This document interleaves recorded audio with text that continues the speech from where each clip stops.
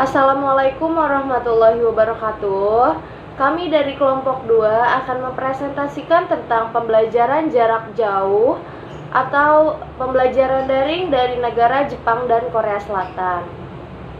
Kelompok 2 beranggotakan yang pertama ada Teh Ananda Sriwahyuni dengan NIM 2009703. Yang kedua ada Teh Fani Widiaguna dengan NIM 2000149. Yang ketiga ada Lutfia Sabrina dengan NIM 2009788. Dan yang terakhir ada Teh Sri Adeningsih dengan NIM 2005421. Materi pertama akan disampaikan oleh Teh Fani Widiaguna.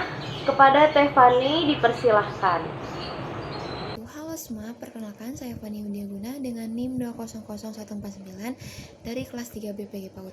Video kali ini saya akan menjelaskan asal-muasal terjadinya coronavirus di negara Jepang. Awal mula terjadinya pandemi coronavirus tahun 2019 sampai 2020 di Jepang pertama kali dikonfirmasi pada tanggal 16 Januari 2020.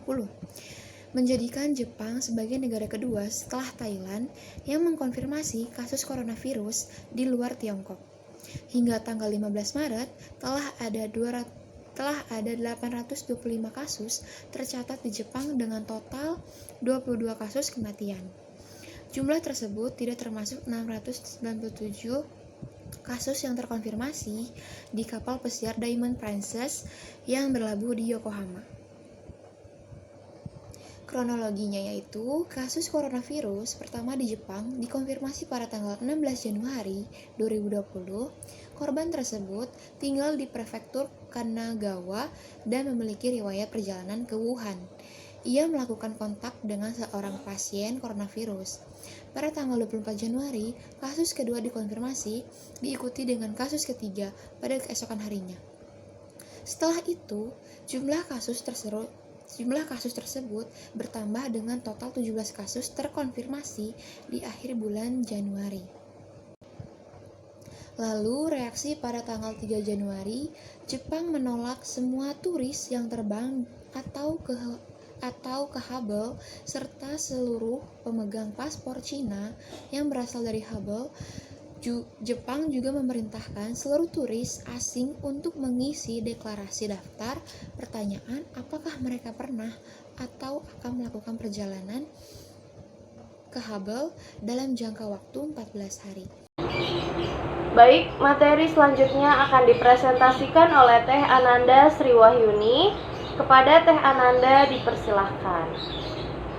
Izin untuk memperkenalkan diri, nama saya Ananda Sriwahyuni dengan NIM 2009703.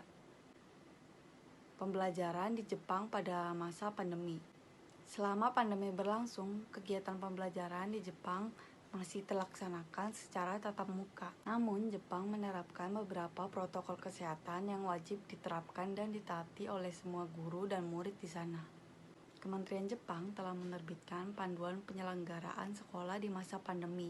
Salah satunya yaitu menyarankan sekolah agar pelajaran olahraga sebisa mungkin untuk meniadakan kontak fisik di antara siswa. Di dalam kelas, Kemendikbud Jepang sudah mengatur jarak tata letak antar meja agar berjarak setidaknya 1 meter dari meja lain. Selain itu, jendela ruang kelas juga selalu terbuka agar ruangan kelas memiliki ventilasi yang baik sehingga mengurangi risiko penularan virus. Institut Riset Riken Jepang bekerjasama dengan Universitas Kobe mengatakan bahwa kelas dengan banyak murid di dalamnya bisa tetap dibuka dengan aman selama pandemi. Namun hal tersebut dapat dilakukan apabila tersedia ventilasi yang baik. Selanjutnya akan disampaikan oleh saya sendiri, yaitu Lutfia Sabrina. Coronavirus di Korea Selatan pertama kali dikonfirmasi pada tanggal 20 Januari 2020. Pada Februari, jumlah kasus terkonfirmasi meningkat sampai 20 kasus dan pada 20 Februari sampai 50 kasus hingga 70 kasus. Memberikan total 346 kasus terkonfirmasi pada tanggal 21 Februari 2020. Menurut Pusat Pengendalian dan Pencegahan Penyakit Korea, dengan lompatan dadakan diatribusikan kepada pasien 31 yang berpartisipasi dalam sebuah pertemuan di gereja di Daegu.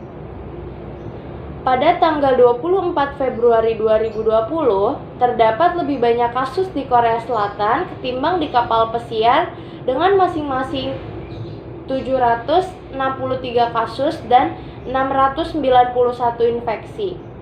Kronologi COVID-19 di negara Korea Selatan. Sejak 20 Januari 2020 hingga 18 Februari, ada kasus terkonfirmasi sebanyak 19 kasus.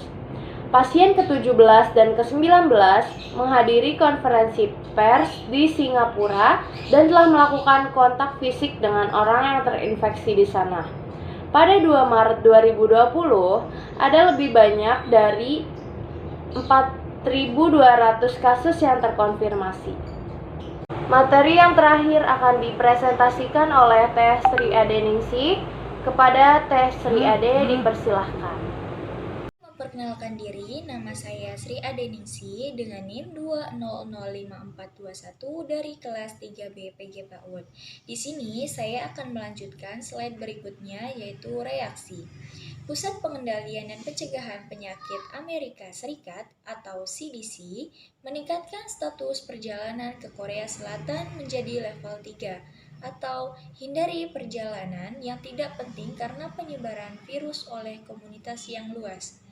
Pada 28 Februari, Charles Schwab Corporation menyarankan karyawan yang telah melakukan perjalanan ke Tiongkok dan Korea Selatan untuk melakukan karantina sendiri selama 14 hari.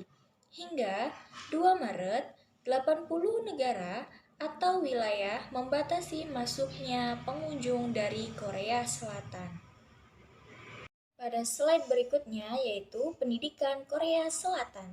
Sebelum pandemi COVID-19, adanya les privat nirlaba yang biasanya ada terutama untuk anak-anak.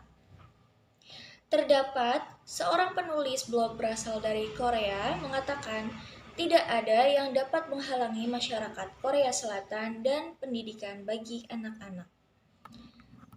Tes pengawasan pada era pandemi COVID-19 lebih sering dilakukan untuk menghindari bertambahnya orang yang terpapar COVID-19. Sistem daring pada sekolah-sekolah di Korea Selatan sangat diutamakan dan diusahakan dapat meningkatkan perkembangan pada anak walaupun dalam sistem daring. Akan diberlakukannya tatap muka, namun diperketat pengawasannya, kesehatan, dan lainnya. Terima kasih. Sekian video presentasi tentang pembelajaran jarak jauh atau pembelajaran daring dari negara Jepang dan Korea Selatan. Mohon maaf apabila dari kelompok 2 masih banyak kekurangan dan masih banyak kesalahan dalam pengucapan kata. Akhir kata, wassalamualaikum warahmatullahi wabarakatuh.